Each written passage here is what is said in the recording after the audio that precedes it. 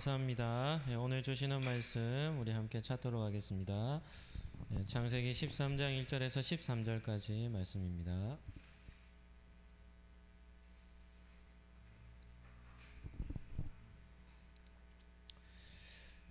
창세기 13장 1절에서 13절까지 말씀입니다. 한 절씩 교독하도록 하겠습니다. 아브라함이 애굽에서 그와 그의 아내와 모든 소유와 롯과 함께 네겝으로 올라가니 그가 네겝에서부터 길을 떠나 베델에 이르며 베델과 아이 사이 곧 전에 장막 쳤던 곳에 이르니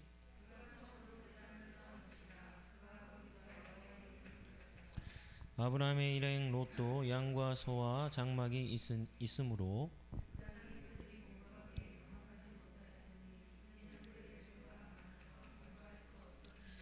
그러므로 아브라함의 가축의 목자와 롯의 가축의 목자가 서로 다투고 또 가나안의 사람과 브리스 사람도 그 땅에 거주하였는지라.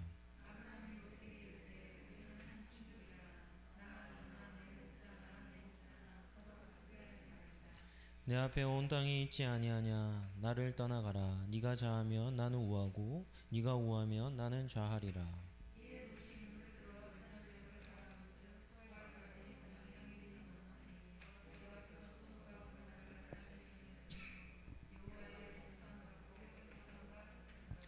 그러므로 롯이 요단 온 지역을 택하고 동으로 옮기니 그들이 서로 떠난지라.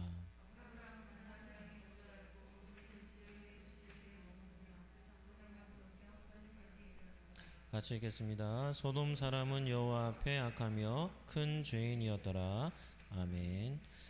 오늘은 창세기 13장 말씀을 가지고 롯의 분가라는 제목으로 잠시 말씀을 나누도록 하겠습니다. 한번 따라하겠습니다. 푸르름을 간직한 성도는 믿음을 따릅니다.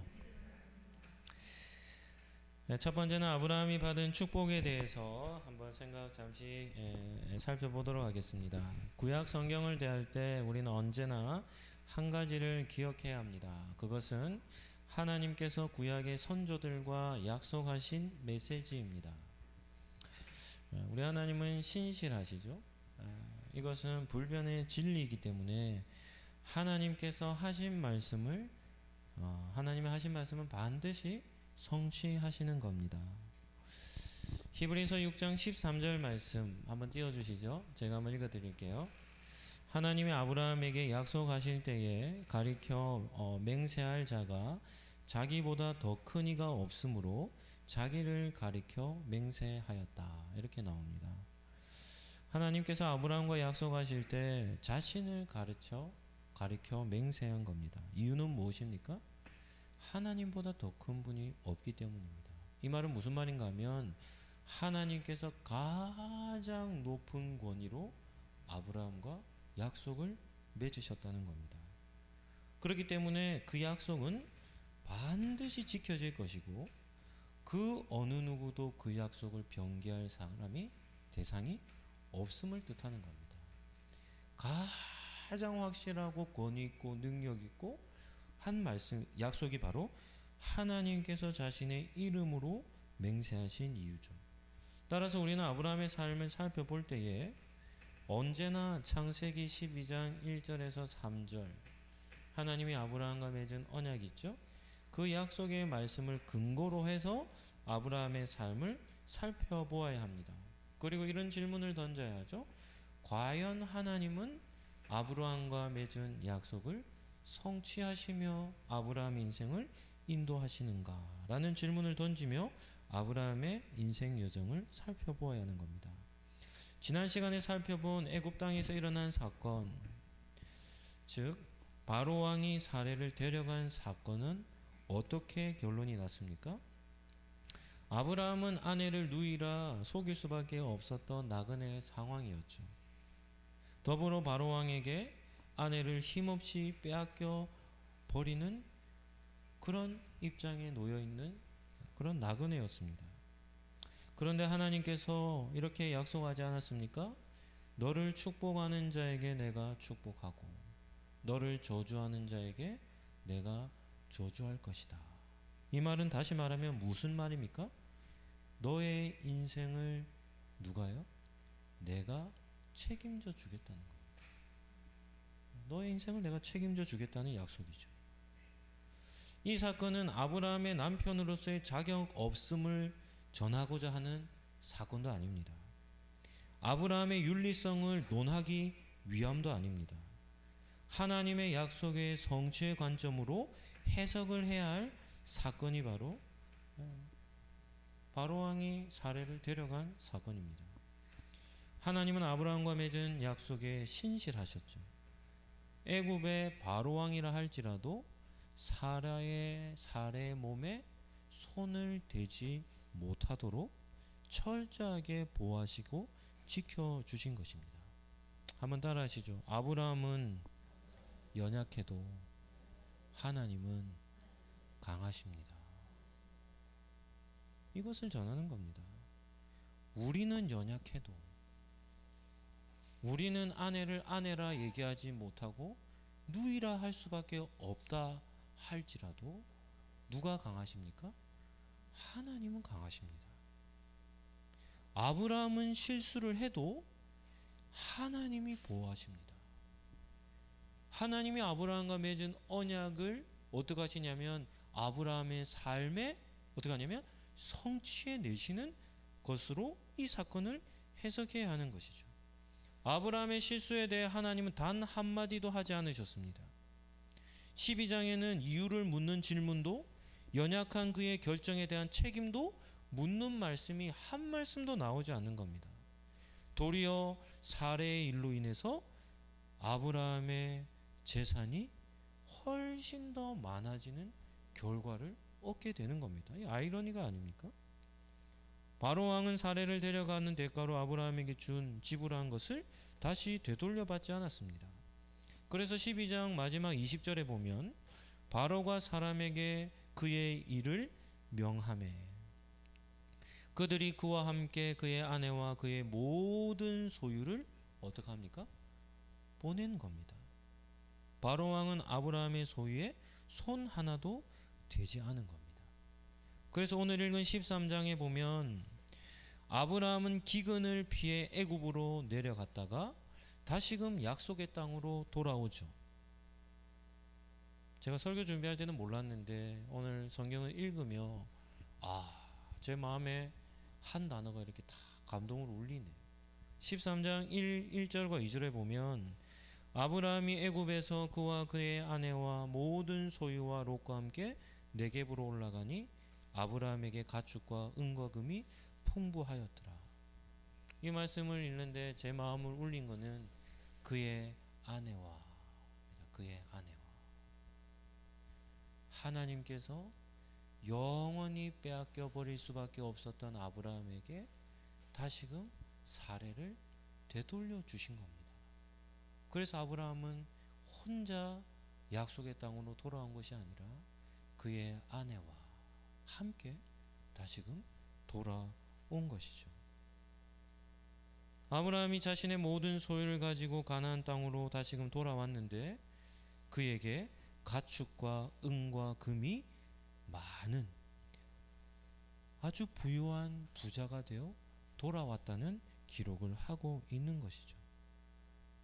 애굽에서 돌아올 때 아브라함이 받은 구체적인 은혜가 무엇입니까? 첫 번째는 자신의 생명을 보존했고, 두 번째는 빼앗겼던 아내를 다시금 얻었고, 세 번째는 큰 부를 얻게 된 겁니다.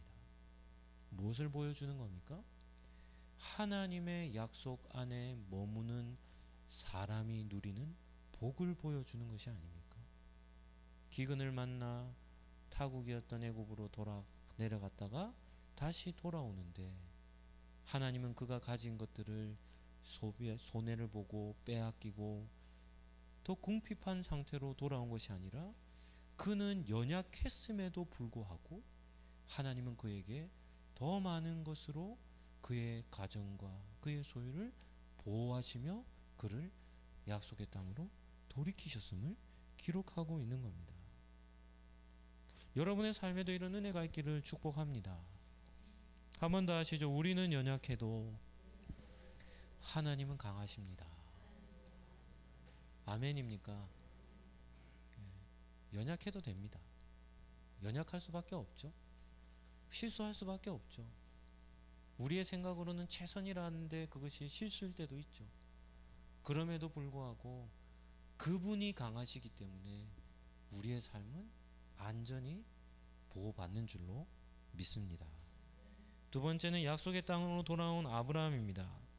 아브라함은 약속의 땅으로 돌아와서 애굽으로 내려가기 전에 자신이 머물렀던 베델로 돌아왔습니다. 베델은 아브라함이 여호와께 제단을 쌓고 제사를 드렸던 예배의 장소였죠. 이러한 아브라함의 행동은 하나님으로부터 큰 은혜를 입었음을 의미하는 것이 아니겠습니까? 오늘 읽은 본문 4절에 보면 그가 처음으로 제단을 쌓은 곳이라. 그가 거기서 여호와의 이름을 불렀더라. 무엇을 깨달을 수 있을까요? 나의 인생은 하나님의 보호가 없이는 살아갈 수 없구나. 나는 내 힘으로, 내 지혜로 내 아내조차 지킬 능력이 없는 사람이구나. 하나님의 베풀어 주신 은혜가 아니고는 내 가정이 이루어지지 않는구나. 이런 것을 깨달았지 않겠습니까?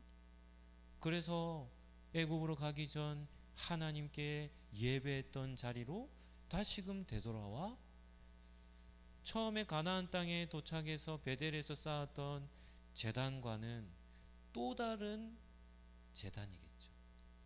처음에 가나안 땅에 발을 들여 베델에서 쌓았던 그 예배와는 또 다른 예배겠죠. 그보다 더 큰 은혜를 경험한 아브라함의 예배가 아니겠습니까? 오늘 예배를 드리는 우리 기도자 여러분, 여러분이 진정 머물러야 할 장소는 어디입니까? 그곳이 바로 우리가 하나님께 예배하는 장소가 아니겠습니까? 예배의 자리는 신앙의 출발점입니다. 그렇죠? 이곳에서부터 신앙이 시작되지 않습니까? 그런데 예배의 자리는 신앙의 출발점인과 동시에 삶의 중심점입니다. 삶의 중심입니다. 성도의 삶의 중심에는 예배가 있는 것이죠. 오늘 우리 기도하는 우리 성도님들도 예배의 자리를 삶의 중심으로 삼고 살아가시기를 예수님 이름으로 축복합니다. 세 번째는 약속의 땅에서 발생한 일입니다. 오늘 읽은 본문에 보면 약속의 땅으로 돌아온 아브라함의 가정에 한 가지 큰 문제가 발생합니다. 5절과 6절을 한번 볼까요? 아브라함의 일행 롯도 양과 소와 장막이 있으므로 그 땅이 그들이 동거하기에 넉넉하지 못하였으니 이는 그들의 소유가 많아서 동거할 수 없었음이니라. 그것은 바로 아브라함의 목자와 롯의 목자가 목축하는 일로 인해서 크게 다툰 것이죠. 아브라함도 많은 가축을 이끌고 있었고 롯도 조카 롯도 많은 가축을 거느리고 있었습니다. 그랬더니 그 땅에 이런 많은 가축을 목축하는 데 있어서 풀도 부족하고 물도 부족하는 겁니다. 그 땅이 이들의 많은 가축을 다 담아내지 못하는 것이죠. 여러분이라면 이런 문제가 가정에서 발생했다면 어떻게 풀어가겠습니까? 오늘 우린 본문에서 아브라함이 어떤 사람인지를 우리는 발견하게 됩니다. 아브라함 참 좋은 사람이었던 것 같습니다. 오늘 본문은 가족 간에 발생한 문제를 지혜롭게 해결하는 방법을 제시하죠. 아브라함의 삶을 통해 보여주는 겁니다. 아브라함은 성품이 매우 온화했던 것 같습니다. 제가 설교 준비하면서 아브라함의 삶을 이렇게 쭉 살펴볼 때 성경에서 아브라함이 화를 냈다 이런 표현이 잘 없는 것 같아요. 과격한 행동을 했다든지 하는 그런 내용이 나오지 않는 것 같습니다. 오늘 본문도 아브라함이 어떤 성품의 사람이었는지를 잘 묘사하죠. 아브라함의 성품에 대해서는 두 가지로 정리할 수 있습니다. 첫 번째는 뭔가 하면 아브라함의 대화법입니다. 8절을 한번 보실까요? 아브라함이 롯에게 말합니다. 우리는 한 친족이라. 너나 나나 내 목자나 너의 목자나 서로 다투게 하지 말자. 이렇게 얘기하는 것이죠. 아브라함은 롯을 불러서 뭐라고 얘기합니까? 롯아, 너와 나는 한 가족이 아니냐. 이렇게 얘기하는 겁니다. 아브라함은 작은 아버지, 큰 아버지, 롯은 손아래 조카입니다. 그러면 이런 가정사가 일어나면 어떻게 반응할 수도 있겠습니까? 조카 롯을 불러서 이렇게 할 수도 있지 않겠습니까? 너는 도대체 너의 목자들을 어떻게 관리했길래 내 목자들과 싸우려고 싸움을 보고 있냐고 하며 도리어 화를 낸다든지 그와 다툴 수도 있지 않겠습니까? 그럼에도 손아래 사람임에도 불구하고 아브라함은 롯을 불러 우리는 한 가족이다. 목자들의 싸움을 근거로 너와 나까지도 싸우지 말자는 겁니다. 싸우지 말자는 것이죠. 이러한 아브라함의 태도에서 우리는 중요한 한 가지 사실을 발견할 수 있는데 그것은 바로 아브라함은 물질 숭배자가 아니었다는 겁니다. 우리가 사는 세상을 보시죠. 가족 간의 심각한 갈등과 분쟁들이 끊이지 않습니다. 끊이지 않습니다. 그런데 그 중심에는 뭐가 있을까요? 돈이라는 요소가 있어요. 물질이라는 요소가 있어요. 설교를 준비하면서 한 설교집을 보니까 이런 예가 나와 있더라고요. 3남매가 있었답니다. 3남매가. 어머니가 병원에 계셨는데 갑자기 돌아가셨대요. 그 어머니가 돌아가셨다는 소식을 병원에서 자녀들에게 알렸는데 아무도 자녀들이 병원에 오지 않았다는 겁니다. 세 자녀들이 다 어디로 향했냐면 어머니의 집으로 향했답니다. 제각기. 이유는 한 가지입니다. 어머니가 가지고 있는 1,000만 원짜리 다이아몬드, 그거 먼저 그 집에 가서 그거 먼저 소유하려고. 병원에서 어머니가 돌아가셨다는 소식이 전해졌는데 세 자녀 모두 돌아가신 어머니를 맞아 보고자 달려간 게 아니라 어머니의 다이아몬드를 소유하고자, 차지하고자 어머니 집으로 향했다는 겁니다. 이것이 우리가 사는 세상의 모습이 아닙니까? 지금 세계는, 지금 시대는 같은 부모를 둔 형제라 하더라도 형제의 우애보다 물질적 가치를 우선으로 둔 세상으로 변질되어 버렸죠. 너무나도 안타까운 일이 아닙니까? 디모데전서에 보면 돈을 사랑하는 것이 일만하게 뿌리가 된다라고 얘기하죠. 삶을 살아가는 데 있어서 돈을 사랑하기 시작하는 것만큼 위험한 것이 없습니다. 물질의 탐욕을 내는 것만큼 위험한 상태가 없어요. 영적인 가장 위험한 상태는 어떤 상태냐면 돈에 눈이 먼 상태입니다. 그러면 모든 중요한 가치들이 다 깨어져 버리는 겁니다. 다 무너지는 겁니다. 인간관계 다 파괴되어 버리고 바울은 믿음까지도 버리게 된다고 합니다. 이 얼마나 무섭습니까? 돈을 사랑하면 믿음까지도 버리게 되는 겁니다. 하나님보다 더 강력한 힘을 가진 것이 이 돈이라는 것이죠. 하지만 아브라함은 어떻습니까? 재산보다 형제애, 가족애를 더 우선시한 겁니다. 이로 인해서 악을 생산해낸 것이 아닙니다.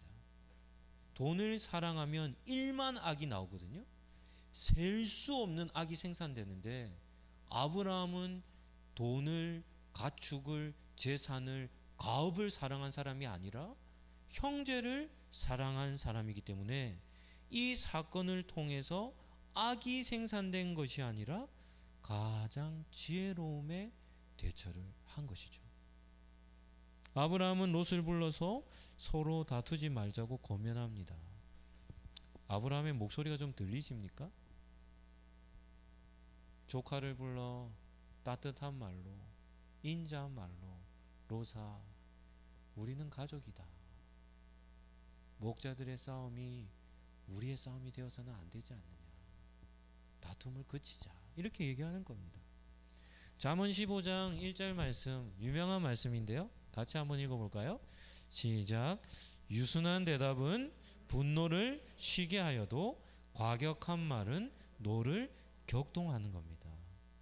말은 정말 중요합니다. 어떻게 하느냐에 따라서 서로의 인간관계에 녹아 격동해서 서로 피두성이 될 정도로 분쟁을 일으키는가 하면, 유순한 말, 부드러운 말은 화가 머리 끝까지 나도 그 화를 어떻게 하는 힘이 있습니까?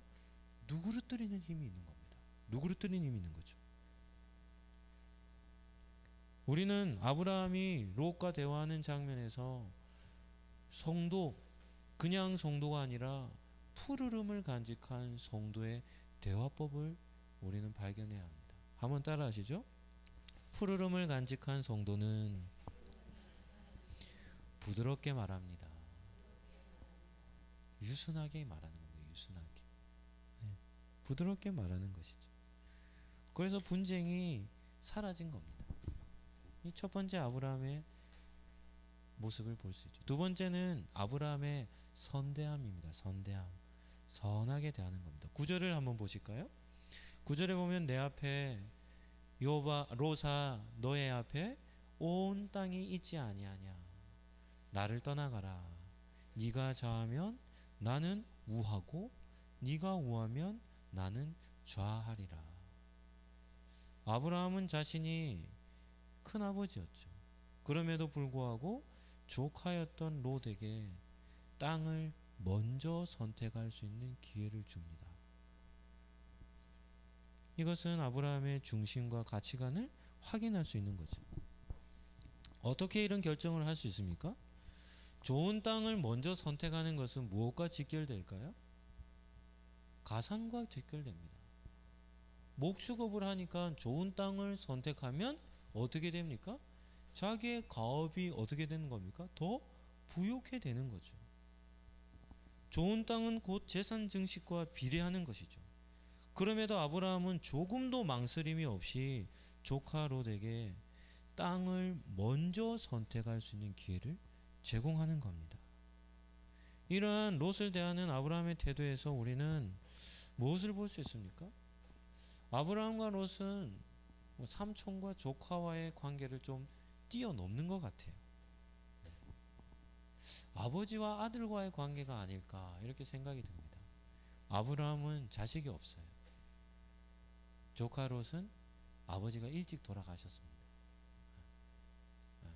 그러니까 아브라함은 마치 롯을 조카로 여긴 것이 아니라 자신의 아들로 여기고 그 아들과 같은 조카에게 먼저 좋은 땅을 선택할 수 있는 그런 선한 대우를 한 것입니다. 아브라함이 롯에 대한 마음은 우리가 조금 이따 살펴보겠지만 창세기 14장에도 나옵니다. 롯이 소돔과 고모라 땅에서 삶을 살 때 소돔과 고모라 땅에 있는 왕과 엘람왕 그돌라오멜이 이끌고 온 연합 군대가 전쟁을 하는데 누가 이기냐면 엘람 왕이 이깁니다. 그래서 어떤 일을 하냐면 소돔과 고모라 땅에 있는 사람들과 모든 것을 다 어떻게 하냐면 종으로 다 사로잡아 포로로 끌고 가버려요. 아브라함이 조카 롯이 이 그돌라오멜의 손에 잡혀서 포로로 잡혀갔다는 소식을 듣자마자 아브라함이 어떻게 대합니까? 자기 집에서 길리운 병사들 318명과 자기의 이웃에 있는 자기와 관계를 맺고 있었던 그런 형제들의 도움을 받아서 그 즉시로 생명 걸고 달려가서 그 연합 군대를 무찌르고 누구를 살려옵니까? 롯을 살려오는 아브라함의 모습을 볼 수 있죠. 그러니까 아브라함의 마음속에 이 롯을 향한 마음은 각별한 겁니다. 롯을 정말 사랑하는 것이죠. 자기의 생명을 걸고 롯을 아끼며 그를 보호하고자 하는 것이 이 아브라함의 중심입니다. 한번 따라 하시죠. 사랑하면 선하게 대합니다. 이처럼 아브라함은 따뜻한 인격자였고 사랑이 풍성했던 그런 믿음의 사람이었음을 볼 수 있죠. 하나님이 보시기에 아브라함의 행동이 어떻게 보였겠습니까? 하나님이 이 사건을 두고 아브라함이 어떻게 결정하나 행동하나 하는 것을 하늘에서 보고 계셨다면 아브라함이 지금 롯에게 대하는 이러한 태도와 말과 행동과 결정을 어떻게 보셨을까요? 아브라함 시대는 율법을 받은 시대가 아닙니다. 하나님의 법이 구체적으로 그들에게 주어져 있지는 않았죠. 그런데 아브라함은 율법의 가장 중요한 정신을 따라 롯을 대하고 있는 겁니다. 그러니까 하나님이 보시기에 정말 아름다운 모습으로 보여지지 않았을까? 하나님이 아브라함을 보시며 정말 흐뭇해하지 않았을까? 이런 생각을 갖게 됩니다. 마지막 네 번째는 롯의 선택입니다.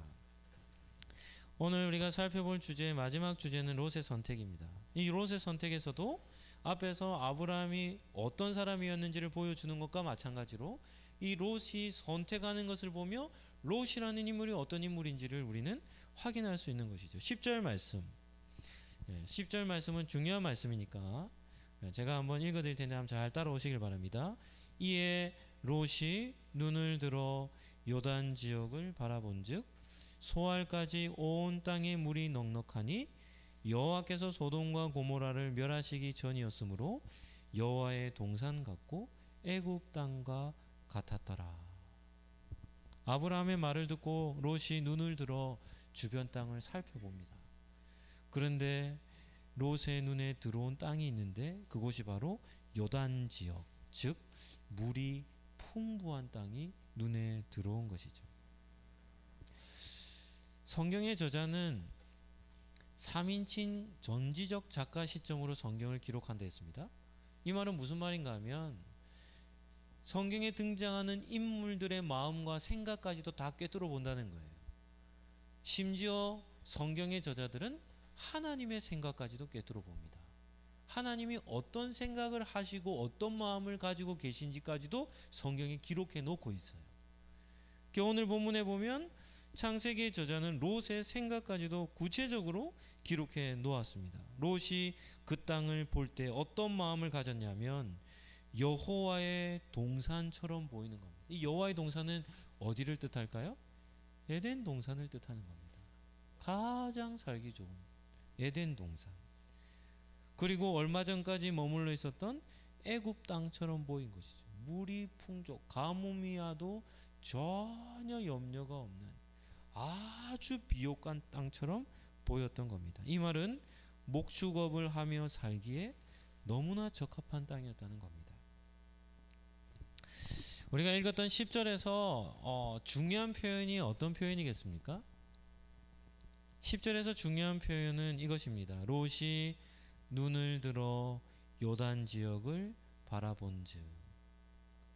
이 표현이 왜 중요하냐면 롯이 자신의 인생을 결정하는 기준을 제시하고 있기 때문입니다. 예전에 제가 사사기 마지막 사사인 삼손을 다룰 때 사사시대의 그 영적인 암흑기 때 사사시대 사람들이 어떤 기준을 가지고 살았는지를 설명한 적이 있습니다. 무엇을 따라 살았습니까? 자기 소견이에요. 다시 말하면 눈을 쫓아 사는 겁니다. 자기 눈에 보기 좋은 대로 사는 거예요. 하나님의 법과는 상관없이 내가 좋으면 무엇이든지 받아들이는 겁니다. 눈을 쫓아 삶을 살아가는 시대였죠. 사도 요한은 요한일서 2장 16절에서 이 세상에 있는 모든 것은 육신의 정욕, 안목의 정욕, 이생의 자랑이니 다 아버지께로부터 하나님께로부터 온 것이 아니요 세상으로부터 온 것이라. 눈을 따라 사는 삶은 하나님으로부터 온 것이 아니라는 겁니다. 불신앙을 대표하는 것이 눈을 쫓아 사는, 내 눈에 보기 좋은 대로 삶을 살아가는 거예요. 롯은 일생일대에 어떻게 보면 정말 중요한 기점에 딱 서 있습니다. 정말 중요한 기점에 딱 서 있죠. 왜냐하면 지금까지는 롯이 자기 인생을 독립해서 결정지으며 살지 않았습니다. 롯의 인생은 어떻게 살았습니까? 아브라함이 큰아버지가 갈대아 우르를 떠나고자 할 때 롯이 그 땅을 떠나 아브라함을 따라가고자 하는 용기를 냈죠. 그리고 어디에 머물렀습니까? 하란이라는 곳에 머물렀죠. 하란이라는 곳에 머물렀을 때도 아브라함이 하란을 떠나 약속의 땅 가나안 땅으로 가고자 할 때 롯은 어떤 선택을 한지 압니까? 할아버지 데라와 함께 하란에 머물러 있기를 원치 않았습니다. 누구를 따라갑니까? 아브라함을 따라 약속의 땅까지 도착하는 것이죠. 그런 결단을 한 겁니다. 그런데 지금은 어떤 결정을 하는 겁니까? 지금은 아브라함과 갈라서게 되는, 이제서야 자기가 독립된 인생을 시작하는 인생의 정말 중요한 기점에 서 있는데, 그러한 중요한 기점에 서 있을 때 그가 인생을 선택하고 결정하는 기준이 뭐였다는 겁니까? 눈이었다는 겁니다. 자기 눈에 보기 좋은 대로 안목의 정욕을 쫓아 인생을 결정하고 그 결정을 따라 선택한 겁니다. 오늘 본문에도 좀 의도적으로 이런 표현들이 나오지 않습니까? 롯이 선택한 땅이 어떤 땅이라고 나옵니까? 13절에 보시면 소돔 사람은 여호와 앞에 악하며 큰 죄인이었다, 이렇게 나오죠. 롯이 선택한 땅은 어떤 땅입니까? 죄인들로 가득한 땅. 큰 죄가 큰 죄로 물들어 있는 땅이죠.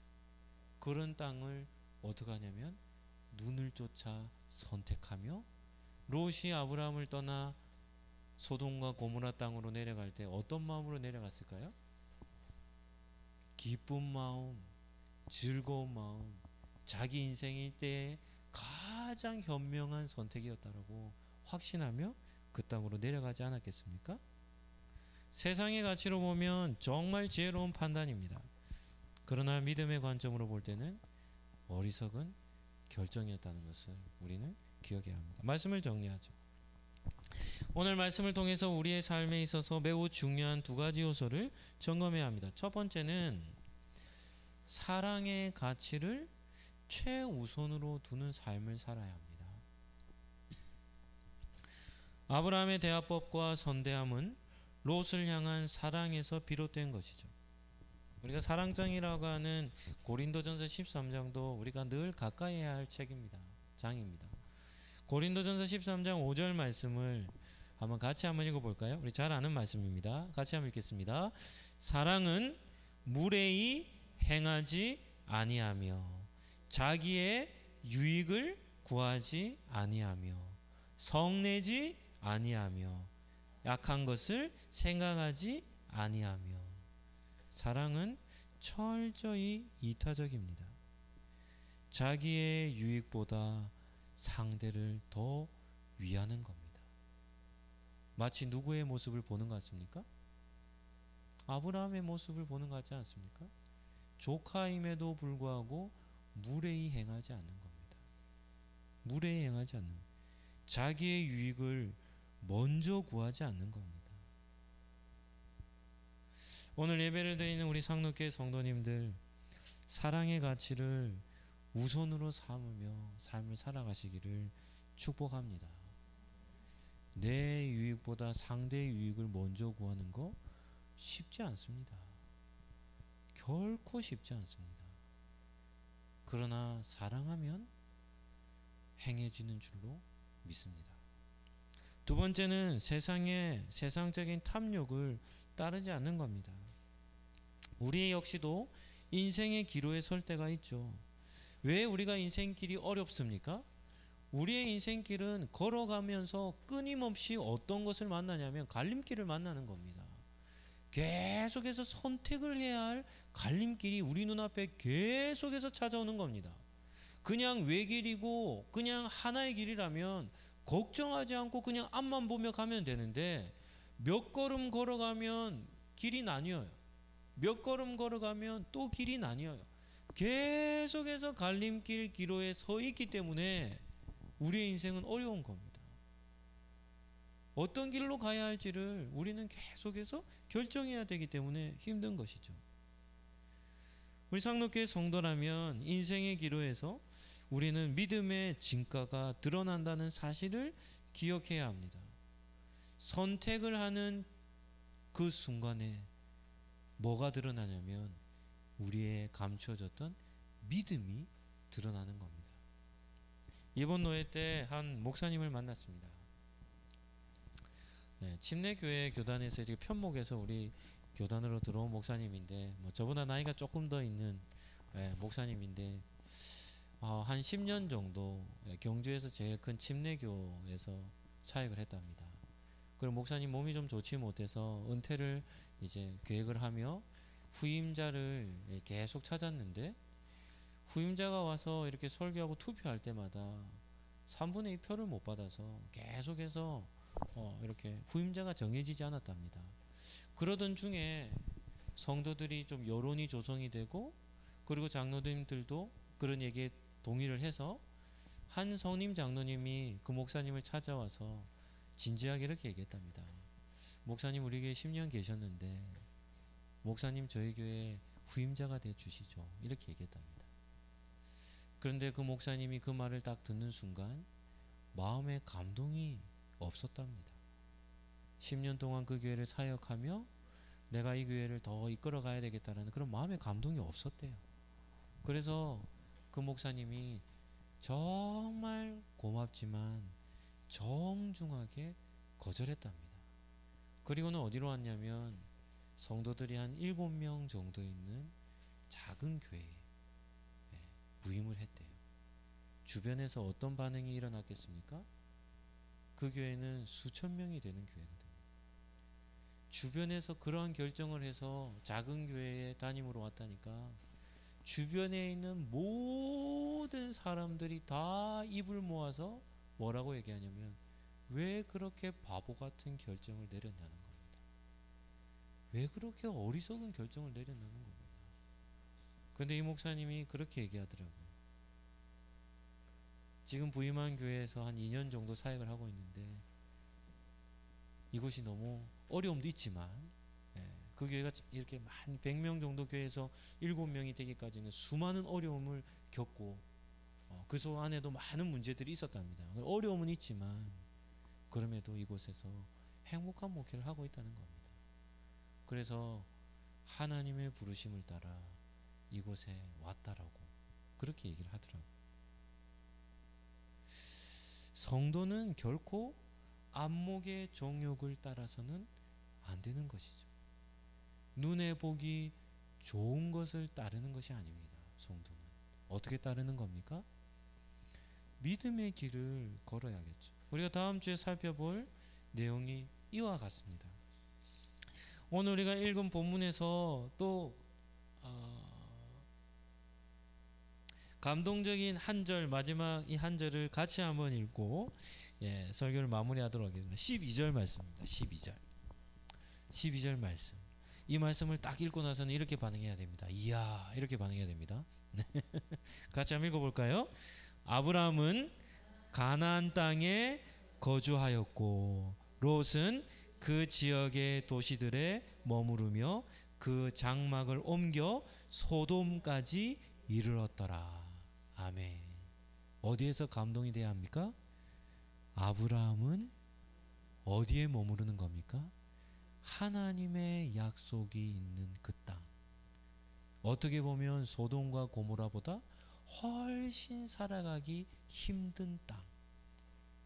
어떻게 보면 자기의 가산에 그렇게 도움이 되지 못하는 무언가 부족한 땅. 그럼에도 불구하고 아브라함은 어디에 머무는 겁니까? 그 가나안 땅에 머물러 있는 겁니다. 오늘 기도에 참석하신 우리 성도님들은 롯과 같이 믿음의 여정을 걸으며 요단 지역 소돔 땅에서 멈추는 일이 없으시기를 예수님 이름으로 축복합니다. 그곳은 결국 멸망하는 자들과 함께 하나님의 진노의 땅이 되기 때문이죠. 한번 따라하고 말씀을 마치도록 하겠습니다. 푸르름을 간직한 성도는 믿음을 따릅니다. 아멘입니까? 우리 성도님들이 머무르는 그곳도 하나님의 뜻과 말씀과 약속이 있는 그런 땅이 되시기를 예수님 이름으로 축복합니다. 같이 한번